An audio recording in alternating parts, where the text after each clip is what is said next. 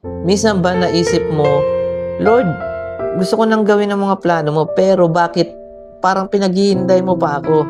Kung oo, para sa iyo ang mensaheng ito.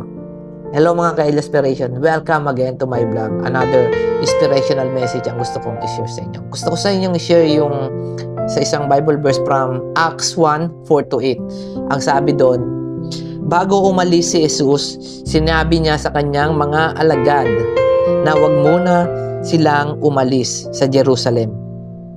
Maghintay muna sila sa ipinangakong banal na espiritu. At sinabi rin niya, tatanggap kayo ng kapangyarihan kapag bumaba na ang banal na espiritu. At kayo ay magiging saksi ko. Yun ang sabi ng Panginoon sa Biblia. Ito ang natutunan ko doon sa service namin at sa Bible verse na ito. Minsan, gusto nating kumilos agad. Gusto nating maglingkod agad.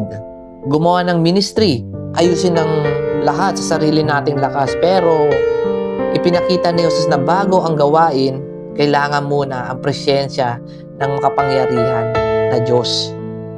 So, hindi sinabi ni Jesus na lumakad na kayo agad. Ang sabi niya ay maghintay kayo dahil ang tagumpay sa paglilingkod ay hindi nanggagaling sa sarili nating kakayanan, kundi sa kapangyarihan ng banal na espiritu.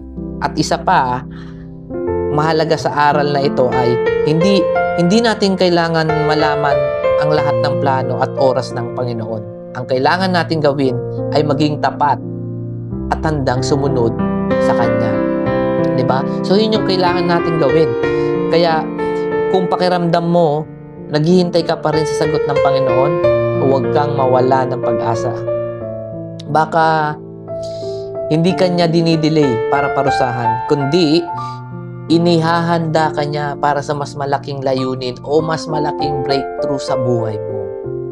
Hayaan natin gabayan tayo ng banal na espiritu sa bawat desisyon ng buhay natin, sa bawat plano natin, sa lahat ng bagay na gusto nating gawin. Diba? Yun yung kailangan nating gawin. Yun yung mga pangako na gusto nating gawin at pinangako ng Panginoon sa atin. Diba? Kaya nga sabi, kung may mga natutunan ka sa mensahe ito, i-share mo rin sa iba. Baka ito ang eksaktong paalala na kailangan nilang marinig ngayon.